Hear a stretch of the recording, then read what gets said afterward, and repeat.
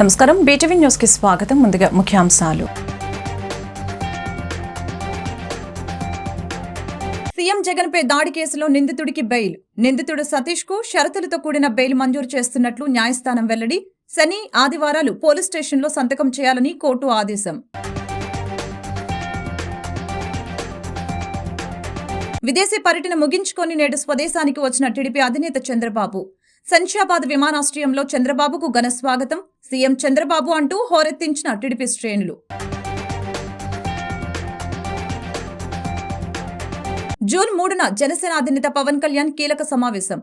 మంగళగిరి ప్రధాన కార్యాలయానికి వెళ్లనున్న పవన్ జూన్ 4న జరిగే ఎన్నికల కౌంటింగ్ ప్రక్రియను పార్టీ కార్యాలయం నుంచి పర్యవేక్షించనున్న పవన్.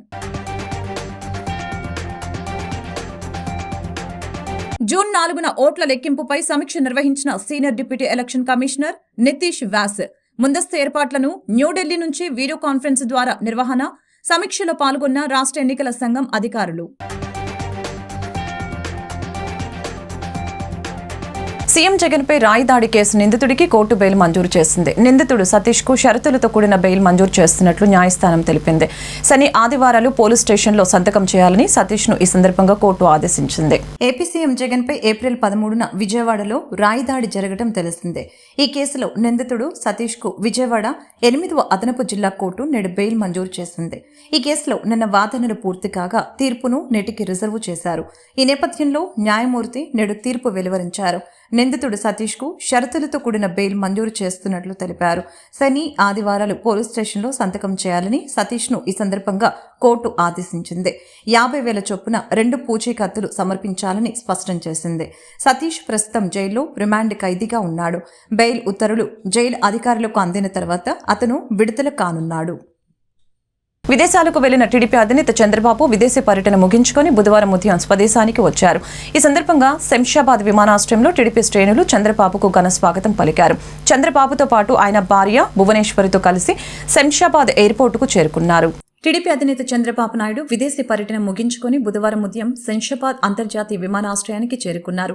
సార్వత్రిక ఎన్నికల పోలింగ్ అనంతరం అమెరికా వెళ్లిన చంద్రబాబు దాదాపు 10 రోజుల పాటు అక్కడే గడిపారు. చంద్రబాబు రాక నేపథ్యంలో పార్టీ నేతలు పెద్ద ఎత్తున శంషాబాద్ ఎయిర్పోర్టుకు చేరుకుని ఘనంగా స్వాగతం పలికారు. కాబోయే సీఎం అంటూ టీడీపీ శ్రేణులు హోరెత్తించారు. కాగా విశ్రాంతి కోసం ఈ నెల 19న చంద్రబాబు విదేశాలకు వెళ్లిన విషయం తెలిసిందే. ఇక కౌంటింగ్ సమయం దగ్గర పడుతూ ఉండటంతో విదేశీ పర్యటనలో ఉన్న నేతలు స్వదేశానికి పయనమయ్యారు. ఈ నేపథ్యంలోనే చంద్రబాబు, ఆయన భార్య భువనేశ్వరి విదేశీ పర్యటన ముగించుకొని శంషాబాద్ విమానాశ్రయం చేరుకున్నారు. ఏపీలో ఎన్నికల కౌంటింగ్ దగ్గర పడుతున్న వేళ జనసేనాని పవన్ కళ్యాణ్ రంగంలోకి దిగనున్నారు. జూన్ 3న మంగళగిరిలోని జనసేన పార్టీ ప్రధాన కార్యాలయానికి పవన్ వెళ్లనున్నారు.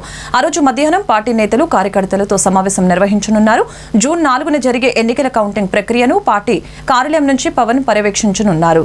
రాష్ట్రంలో వచ్చే నెల 4వ తేదీన జరగనున్న ఓట్ల లెక్కింపు కార్యక్రమాన్ని విజయవంతంగా నిర్వహించేందుకు చేస్తున్న ముందస్తు ఏర్పాట్లను న్యూఢిల్లీ నిర్వచన్ సదన్ నుంచి వీడియో కాన్ఫరెన్స్ ద్వారా senior deputy election commissioner Nitish Vyas సమీక్షించారు. భారత ఎన్నికల సంఘం మార్గదర్శకాలను పాటిస్తూ ఓట్ల లెక్కింపు కార్యక్రమానికి త్వరితగతిన ఖచ్చితమైన ఫలితాలు ప్రకటనకు, శాంతి భద్రతల పరిరక్షణకు నియోజకవర్గాల వారీగా ఇప్పటివరకు చేసిన ఏర్పాట్లను, తీసుకుంటున్న చర్యల్ని ఈ సమావేశంలో ఆయన సమీక్షించారు. రాష్ట్ర ఎన్నికల సంఘం కార్యాలయం నుంచి రాష్ట్ర ప్రధాన ఎన్నికల అధికారి Mukesh Kumar Meena, state police nodal officer additional DG S Bagchi, అదనపు సీఈఓ ఎంఎన్ హరీందర్ ప్రసాద్ తో పాటు రాష్ట్రంలోని అన్ని నియోజకవర్గాల ఆర్ఓలు, జిల్లా ఎన్నికల అధికారులు మరియు పోలీస్ కమిషనర్లు, ఎస్పీలు వారి నియోజకవర్గాల నుంచి ఈ వీడియో కాన్ఫరెన్స్ లో పాల్గొన్నారు.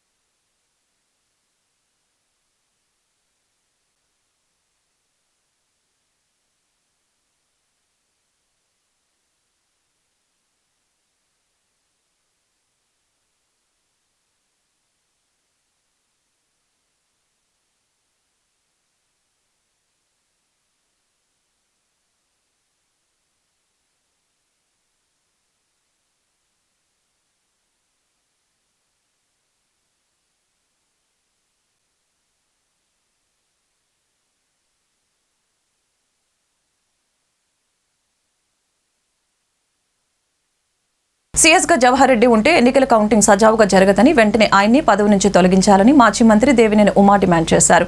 సీఎస్ అతని కుమారుడు భూదందాలు చేస్తున్నారని ఆరోపించారు.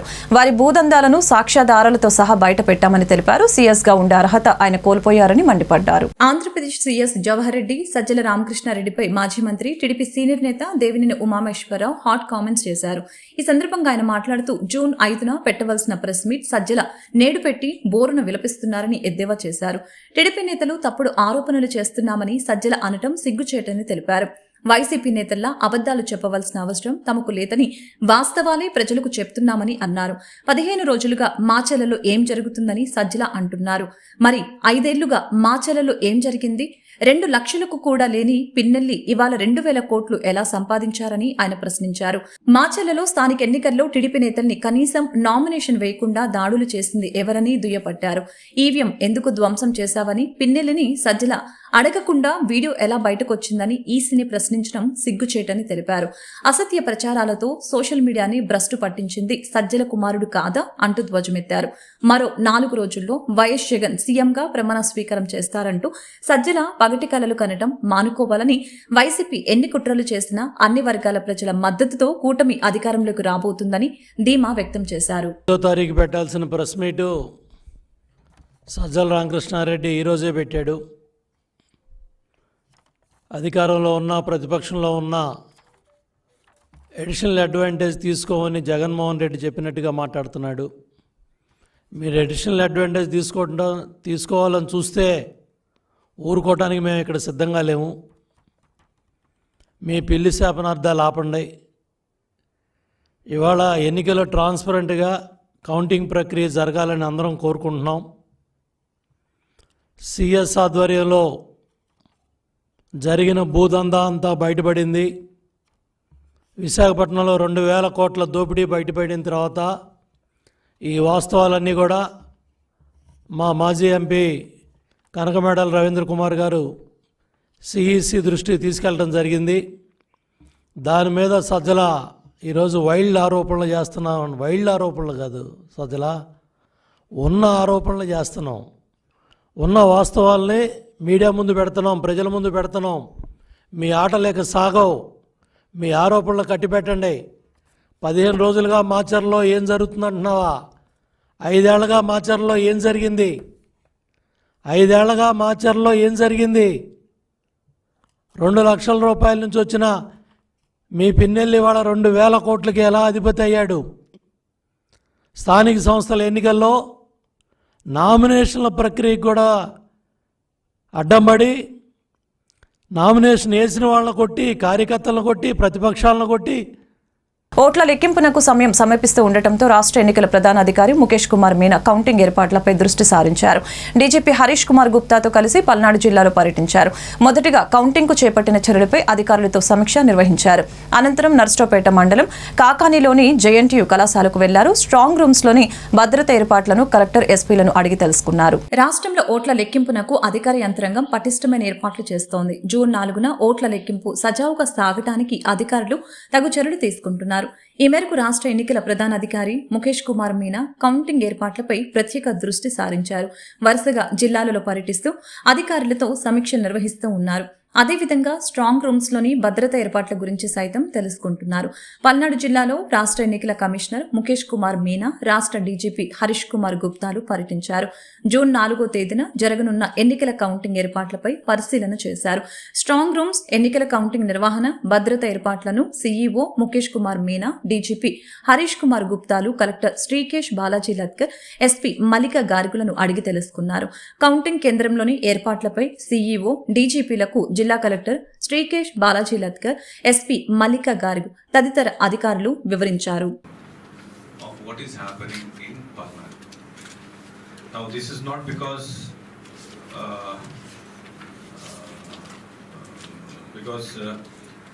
Everything has happened just because there was certain incident which happened during the elections, mostly after the elections, which has somehow put Commission in some sort of embarrassing position. We had identified this district as one of the most critical districts, along with some 2-3 more districts, and forces were also provided, 100% broadcasting was also done.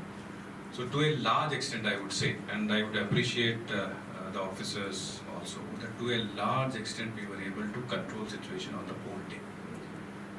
There were incidents, some incidents were there, 7 polling stations damage to the machine happened, but I was, on that day also, I was in touch with the SP, I was in touch with the RO here, Shyam Prasad, and I was in touch with the collector also.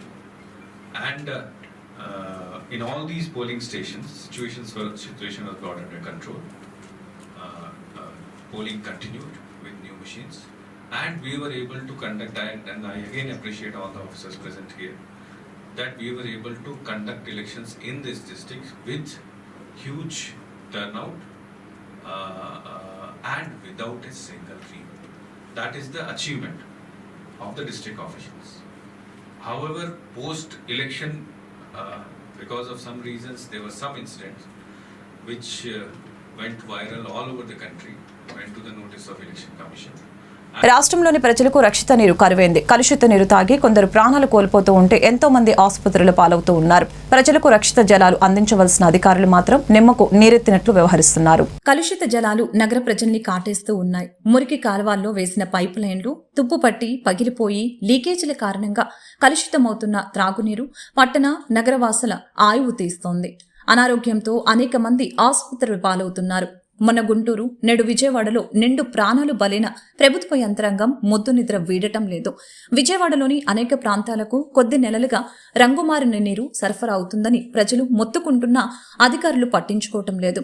Mughal Rajapuram పటమటవారి వీధిలో పైపుల్లో వస్తున్న నీరు రంగుమారి దుర్వాసన వస్తుందంటూ ప్రజలు ఫిర్యాదులు చేసినా నివారణ చర్యలు చేపట్టలేదు. తుప్పుపట్టిన పైప్ లైన్లు మార్చేందుకు ప్రయత్నించలేదు. నగర శివారు ప్రాంతాలకు ఇప్పటికీ రంగుమారిన నీరే సరఫరా అవుతూ ఉంది. తాగునీటి కుళాయి కనెక్షన్లకు మీటర్లు బిగించడం, ఛార్జీల పెంపుపై ప్రభుత్వం చూపిస్తున్న శ్రద్ధ ప్రజల ఆరోగ్యంపై చూడటం లేదు. దశాబ్దాల క్రితం వేసిన త్రాగునీటి పైప్ లైన్లు పూర్తిగా తుప్పుపట్టి శిథిలావస్థకు చేరాయి. వాటి స్థానంలో కొత్తవి ఏర్పాటు చేయవలసి ఉన్న ఈ 5 ఏళ్లలో కనీసం ఒక్కచోట కూడా మార్చలేదు.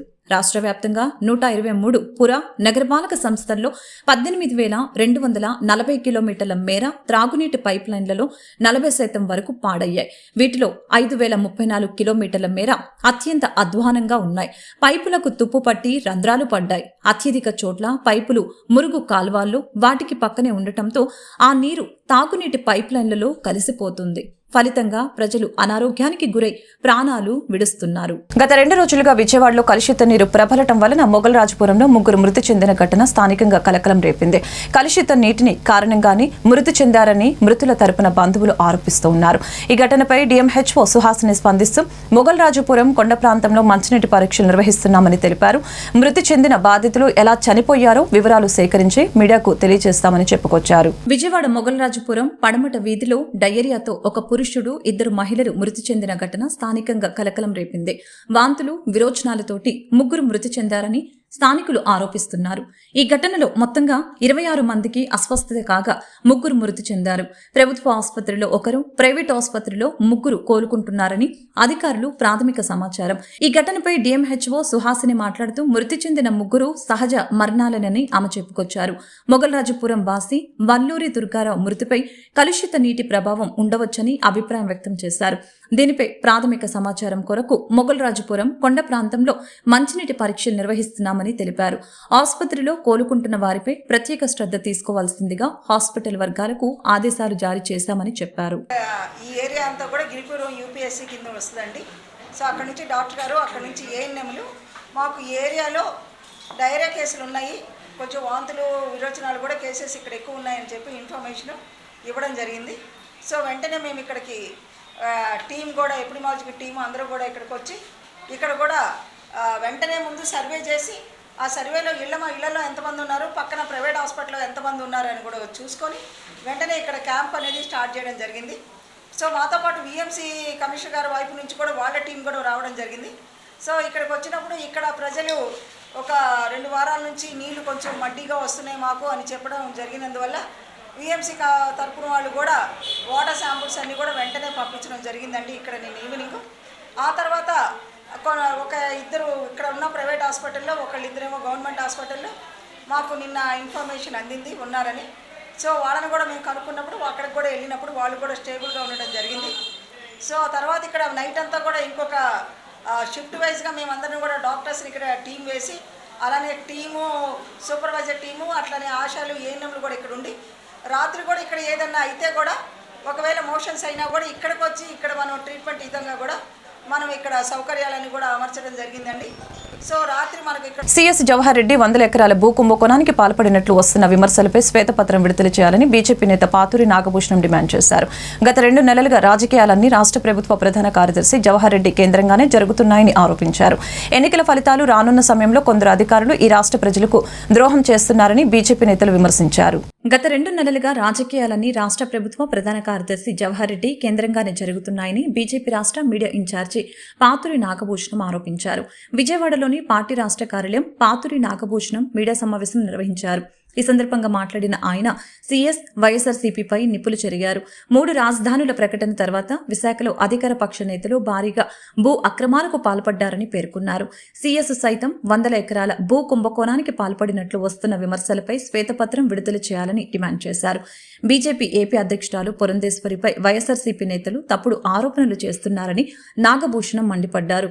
తాము లేఖలు ఇచ్చిన వారిపై కేంద్రం ఎన్నికల సంఘం బదిలీ చేస్తుందని చేస్తున్న ప్రచారం అవాస్తవమని అన్నారు. రాష్ట్ర ప్రభుత్వ ప్రధాన కార్యదర్శి డీజీపీలను బదిలీ చేయాలంటూ ఎన్నికల నోటిఫికేషన్ సమయంలోనే తమ పార్టీ అధ్యక్షురాలు లేఖ ఇచ్చినా కేవలం డీజీపీని మార్చి సీఎస్ను బదిలీ చేయలేదని అన్నారు. ఎన్నికల ఫలితాలు వస్తున్న సమయంలో కొందరు అధికారులు ఈ రాష్ట్ర ప్రజలకు ద్రోహం చేస్తున్నారని విమర్శించారు. మరి అలా అయితే మొట్టమొదటి ఈ రాష్ట్రంలో సిఎస్ని సరిగా చేయట్లేదు, డీజీపీని చేయట్లేదు అనేది లెటర్ ఇచ్చినప్పుడు మరి సిఎస్ని ఎలక్షన్ కమిషన్ వారు ఎందుకు ట్రాన్స్ఫర్ చేయలేదని నేను అడుగుతున్నా. వైసీపీ వాళ్ళు మరి మీ ఆలోచన ఏ విధంగా ఉందో ఒకసారి మాకు వివరించాల్సిన అవసరం ఉంది. ఎలక్షన్ అయిపోతూ ఓడిపోతున్నామని తెలిసి కూడా, ఓడిపోయామని తెలిసి కూడా ఇంకా దీనికి సంబంధించిన అధికారులు కొంతమంది ఈ రాష్ట్ర ప్రజలకి ద్రోహం చేస్తూ ఉన్నారు. అందులో ముఖ్యంగా నేను ఈ రాష్ట్రంలో ఉన్నటువంటి ఇప్పుడు గత 2 నెలల నుంచి ఒక వ్యక్తి మీదే చుట్టూ తిరుగుతుంది రాజకీయం అంతా. మామూలుగా పొలిటీషియన్స్ చుట్టూ రాజకీయాలు జరుగుతాయి, లేదంటే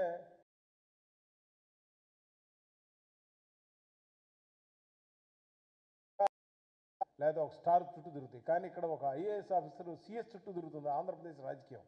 ఇది చాలా విచిత్రంగా ఉంది అసలు. ఇది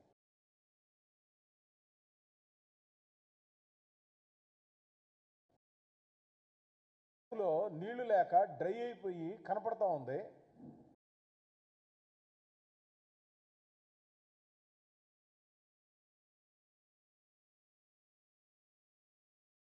ముందస్తు అడ్మిషన్స్ చేసిన కార్పొరేట్ విద్యా సంస్థల్ని సీజ్ చేయాలని ఏఏఎస్ఎఫ్ రాష్ట్ర కోశాధికారి మందగల్లా సాయికుమార్ డిమాండ్ చేశారు. పాఠ్య పుస్తకాల పేరుతో వేలాది రూపాయలని వసూలు చేస్తున్న ప్రైవేట్ కార్పొరేట్ విద్యా సంస్థలపై చర్యలు తీసుకోవాలని అన్నారు. అఖిల భారత విద్యార్థి సమైక్య ఏఏఎస్ఎఫ్ విజయవాడ నగర సమితి ఆధ్వర్యంలో స్థానిక దాసరి భవన్ నందు పాత్రికేయుల సమావేశం ఏర్పాటు చేయడం జరిగింది. ఈ సమావేశానికి ముఖ్య అతిథిగా ఏఏఎస్ఎఫ్ రాష్ట్ర కోశాధికారి మందగల్లా సాయికుమార్ పాల్గొని మాట్లాడారు. ముందస్తు అడ్మిషన్ల పేరుతో లక్షలాది రూపాయలను విద్యార్థి తల్లిదండ్రుల దగ్గర నుంచి వసూలు చేస్తూ విద్యార్థుల్ని వారి తల్లిదండ్రుల్ని మోసం చేస్తున్న కార్పొరేట్ విద్యా సంస్థల్ని సీజ్ చేయాలని అన్నారు. వెంటనే గుర్తింపు లేని పాఠశాలలపై చర్యలు తీసుకొని ముందస్తు అడ్మిషన్స్ మరియు పాఠ్యపుస్తకాల పేరుతో ఫీజులు దోపిడీ చేస్తున్న ప్రైవేట్ కార్పొరేట్ విద్యా సంస్థలపైన చర్యలు తీసుకోవాలని, లేని పక్షంలో ఆయా పాఠశాల ముందర అఖిల భారత విద్యార్థి సమైక్య ఆధ్వర్యంలో ప్రత్యక్ష ఆందోళన కార్యక్రమాలు చేపడతామని హెచ్చరించారు. అనంతరం ఏఐఎస్ఎఫ్ అన్నమయ్య జిల్లా ప్రధాన కార్యదర్శి కోటేశ్వరరావు మాట్లాడారు. పాఠ్యపుస్తకాల పేరుతో నర్సరీ నుంచి 10వ తరగతి వరకు వేలాది రూపాయలను అక్రమంగా దోపిడీ చేస్తున్నటువంటి ప్రైవేట్ కార్పొరేట్ విద్యా సంస్థలపై చర్యలు తీసుకోవాలని వారు అన్నారు. విద్యా సంవత్సరం ప్రారంభం కాకముందే పుట్టగొడుగుల్లాగా పుట్టుకొస్తున్న ఈ ప్రైవేట్ కార్పొరేట్ విద్యా సంస్థల ముందస్తు అడ్మిషన్ల పేరుతో పాఠ్యపుస్తకాల పేరుతో పేద, బడుగు, బలహీన వర్గాల విద్యార్థి తల్లిదండ్రుల దగ్గర నుంచి లక్షలాది రూపాయలను దోపిడీ చేస్తున్న జిల్లా ఉన్నత విద్యాధికారులు చూసి చూడనట్లు నిమ్మకు నీరెత్తటంలా ఉండటం చాలా దారుణమని ఆవేదన వ్యక్తం చేశారు. సాయికుమార్, అఖిల భారత విద్యార్థి సమాఖ్య ఏఐఎస్ఎఫ్ రాష్ట్ర కోశాధికారి. విద్యా సంవత్సరం ప్రారంభం కాకముందుగానే కళాశాలను అయితేమి, పాఠశాలను అయితేమి రాష్ట్ర వ్యాప్తంగా కూడా నారాయణ, చైతన్య, ఎస్ఆర్ వివిధ కార్పొరేట్ విద్యా సంవత్సరం ప్రారంభం కాకముందుగానే వాళ్ళ యొక్క యాజమాన్యం వాళ్ళు ఫ్యాకల్టీ అందరూ కూడా హౌస్ విజిటింగ్ క్యాంపింగ్ల పేర్లతో ఇంటికి పంపించి విద్యార్థులకి డిస్కౌంట్లు ఇస్తాం, మీరు ముందస్తుగా అడ్మిషన్లు చేసుకుంటే అని చెప్పి విద్యార్థుల యొక్క తల్లిదండ్రులు మోసపూరిత మాటలు చెప్పి విద్యార్థుల దగ్గర నుంచి లక్షలాది రూపాయలు డొనేషన్ల పేరుతో ఈరోజు యాజమాన్యం ముందస్తుగానే అడ్మిషన్లు చేసుకునేసి విద్యా సంవత్సరం ప్రారంభం కాకముందుగానే బ్రిడ్జ్ కోర్సులు అనేక రకాల కోర్సుల పేర్లతో ఈరోజు సెలవుల దినాలని విద్యాశాఖ అధికారులు ప్రకటించినటువంటి వాళ్ళ యొక్క నిబంధనలను తుంగలో తొక్కి ఈరోజు తరగతులు నిర్వహిస్తున్నప్పటికీ కూడా ఎక్కడ కూడా కార్పొరేట్ విద్యా సంస్థలపైన ఆర్ఐఓ గారి నుంచి పైన విద్యాశాఖ మండలి చైర్మన్ గారు, కమిషనర్ గారు, అదేవిధంగా విద్యాశాఖ అధికారులు ఎవరు కూడా పూర్తి స్థాయిలో పట్టించుకోకుండా విఫలం చెందారని చెప్పి అఖిల భారత విద్యార్థి సమైక్యగా ఈ సందర్భంగా మేము తెలియజేస్తున్నాం. వెంటనే రాష్ట్ర వ్యాప్తంగా ఉన్నటువంటి కార్పొరేట్ విద్యా సంస్థలపైన అదేవిధంగా స్కూల్స్ నుంచి కాలేజెస్ వరకు ఎక్కడ కూడా విద్యాశాఖ అధికారులు ప్రకటించినటువంటి నిబంధనలు పాటించకుండా ఉల్లంఘిస్తున్నటువంటి వారిపైన వెంటనే చర్యలు తీసుకొని అలాంటి కళాశాలను సీజ్ చేయాలని చెప్పి అఖిల భారత విద్యార్థి సమైక్యగా మేము కోరుతున్నాం. అదేవిధంగా వస్తున్నటువంటి విద్యాశాఖ రాష్ట్రంలో రైతు కూలీలు ఎదుర్కొంటున్న సమస్యల పరిష్కారం కోసం జూన్ 15, 16, 17 తేదీలలో ఏలూరులో రైతు కూలీ సంఘం రాష్ట్ర మహాసభల్ని నిర్వహిస్తున్నామని రైతు కూలీ సంఘం ఉమ్మడి కృష్ణ అధ్యక్షులు రాంబాబు తెలిపారు. ఈ మహాసభలకు వ్యవసాయ సంఘం నేతలు, కిసాన్ మోర్చా రాష్ట్ర నాయకులు, మాజీ మంత్రి వడ్డే శోభనాద్రిస్వరాతో పాటు జేడీ లక్ష్మీనారాయణ ప్రముఖులు హాజరవుతున్నారని పేర్కొన్నారు. ప్రెస్ క్లబ్ నిర్వహించిన విలేకరుల సమావేశంలో రైతు కూలీ సంఘం నాయకులు మాట్లాడారు. రాష్ట్రంలో రైతులు పండించిన పంటకు మద్దతు ధరతో పాటు రైతులు ఎదుర్కొంటున్న సమస్య పరిష్కారం కోసం మహాసభలలో చర్చించి రైతులు పడుతున్న ఇబ్బందుల్ని ప్రభుత్వం దృష్టికి అధికారులు తీసుకుని వెళ్లడం జరుగుతుందని చెప్పారు. గ్రామీణ ప్రాంతంలో వ్యవసాయ కూలీలు, రైతు కూలీలు, కౌలు రైతుల సమస్యలపై మేధావులతో కార్యాచరణ రూపొందించడం జరుగుతుందని చెప్పారు. కేంద్రంలో అధికారంలో ఉన్న బీజేపీ ప్రభుత్వ విధానాల కారణంగా రైతులు అనేక అవస్థలకి గురవుతున్నారని ఆవేదన వ్యక్తం చేశారు. రాష్ట్రంలో రైతు కూలీలు ఎదుర్కొంటున్న సమస్యల పరిష్కారం కోసం జూన్ 15, 16, 17 తేదీలలో ఏలూరులో రైతు కూలీ సంఘం రాష్ట్ర మహాసభలను నిర్వహిస్తున్నామని చెప్పారు. ఈ మహాసభలకు వ్యవసాయ సంఘం నేతలు, కిసాన్ మోర్చా రాష్ట్ర నాయకులు, మాజీ మంత్రి వడ్డే శోభనాద్రిశ్వరరావుతో పాటు జేడీ లక్ష్మీనారాయణ ప్రముఖులు హాజరవుతారని పేర్కొన్నారు. రైతు కూలీ సంఘం ఆంధ్రప్రదేశ్ రాష్ట్ర మహాసభలు 15, 16, 17 తారీఖులు ఏలూరులో టొబాకో మర్చెంట్స్ అసోసియేషన్ హాల్లో జరుగుతున్నాయి. గత రాష్ట్ర మహాసభలు 2016 జూన్లో గుంటూరులో జరిగాయి. 2016 నుంచి 2024 మధ్యకాలంలో ఈ రాష్ట్రంలో రైతాంగం ఎదుర్కొంటున్న సమస్యలు, వాటి మూలం, వాటి పరిష్కారాలకు సంబంధించి ఈ మహాసభల్లో చర్చించి ఆ పరిష్కారం అనేది దానికి సంబంధించిన కార్యాచరణ మేము రూపొందించుకుంటాం. దానికోసం ఈ మహాసభలు జరుగుతున్నాయి. దీనికి మా రాష్ట్ర అధ్యక్ష కార్యదర్శులు కామ్రేడ్ ఝాన్సీ గారు, అట్లనే సెక్రటరీగా ఉన్న నాగరాజు గారితో పాటు అనేక మంది వామపక్ష పార్టీలో ఉన్న రైతాంగ ఉద్యమాల్లో పాల్గొన్నటువంటి నాయకులు, ప్రజాతంత్ర మేధావులు వస్తున్నారు. సంయుక్త కిసాన్ మోర్చా రాష్ట్ర నాయకుడు వడ్డే శోభనాద్రిశ్వరరావు గారు, మాజీ వ్యవసాయ శాఖ మంత్రి ఆయన, అలాగే జేడీ లక్ష్మీనారాయణ ప్రముఖ ఐపీఎస్ అధికారి ఆయన వస్తున్నారు. Retired agricultural professor N Venugopalarao గారు, ఇలాంటి మేధావులు, ప్రజాతంత్రవాదులు కూడాను ఈ మహాసభలకు వచ్చి వాళ్ళ సందేశాలు అవి ఇస్తారు. సరే, ముఖ్యంగా ఈ 2016 నుంచి ఇప్పటి వరకు కేంద్రంలో నరేంద్ర మోడీ వచ్చిన దగ్గర నుంచి మన వ్యవసాయ రంగం పూర్తిగా పరాధీనం అయిపోయింది. అలానే వ్యవసాయ రంగంలో విత్తనాలు, ఎరువులు, పురుగు మందులు మార్కెట్లు మాత్రమే కాకుండా ఈ సాగు భూముల్లో ఉన్నటువంటి ఖనిజ ఇప్పటికే వ్యవసాయం రైతాంగానికి గిట్టుబాటు కాక అనేక నష్టాలు పాలయ్యి కష్టాలతోటి మరి రైతాంగం ఆత్మహత్యలు చేసుకునేటువంటి స్థితికి నెట్టబడ్డారు. మరి వ్యవసాయాన్ని అభివృద్ధి చేద్దాము, దీన్ని ఒక ఉన్నత స్థితికి తీసుకెళ్దామని చెప్పేసి కేంద్ర రాష్ట్ర పాలకులకు మాత్రం ఆలోచన అయితే లేదు. దీని మీద నిర్లక్ష్యంతో వారు ఉన్నారు. అట్లానే వ్యవసాయ ఆధారిత పరిశ్రమల్ని ఏర్పాటు చేయాలని చెప్పేసి ఎప్పటి నుంచో రైతు సంఘాలు, రైతు కూలీ సంఘాలు, ఇంకా వ్యవసాయ సంఘాలు అనేక మంది డిమాండ్ చేస్తూ ఉన్నారు. అయినా సరే వాటి జోలికి కూడా వెళ్ళట్లేదు. మార్కెట్ మీద మరి పాలకులకి, ప్రభుత్వాలకి కంట్రోల్ లేదు. మార్కెట్ మొత్తాన్ని కూడాను మల్టీనేషనల్ కంపెనీల వాళ్ళు, సామ్రాజ్యవాద కంపెనీల వాళ్ళు వాళ్లే నిర్ణయించుకునేటువంటి స్థితికి. వార్త ముగించే ముందు ముఖ్యాంశాలు మరొకసారి. సీఎం జగన్ పై దాడి కేసులో నిందితుడికి బెయిల్. నిందితుడు సతీష్ కు షరతులతో కూడిన బెయిల్ మంజూరు చేస్తున్నట్లు న్యాయస్థానం వెల్లడి. శని, ఆదివారాలు పోలీస్ స్టేషన్లో సంతకం చేయాలని కోర్టు ఆదేశం. విదేశీ పర్యటన ముగించుకొని నేడు స్వదేశానికి వచ్చిన టీడీపీ అధినేత చంద్రబాబు. శంషాబాద్ విమానాశ్రయంలో చంద్రబాబుకు ఘన స్వాగతం. సీఎం చంద్రబాబు అంటూ హోరెత్తించిన టీడీపీ శ్రేణులు. జూన్ 3న జనసేన అధినేత పవన్ కళ్యాణ్ కీలక సమావేశం. మంగళగిరి ప్రధాన కార్యాలయానికి వెళ్లనున్న పవన్ జూన్ 4న జరిగే ఎన్నికల కౌంటింగ్ ప్రక్రియను పార్టీ కార్యాలయం నుంచి పర్యవేక్షించనున్న పవన్. జూన్ 4న ఓట్ల లెక్కింపుపై సమీక్ష నిర్వహించిన senior deputy election commissioner Nitish Vyas. ముందస్తు ఏర్పాట్లను న్యూఢిల్లీ నుంచి వీడియో కాన్ఫరెన్స్ ద్వారా నిర్వహణ. సమీక్షలో పాల్గొన్న రాష్ట్ర ఎన్నికల సంఘం అధికారులు. ఈ వార్తలు ఇంతటితో సమాప్తం. మరొక బులెటిన్ మళ్ళీ కలుద్దాం. నమస్కారం.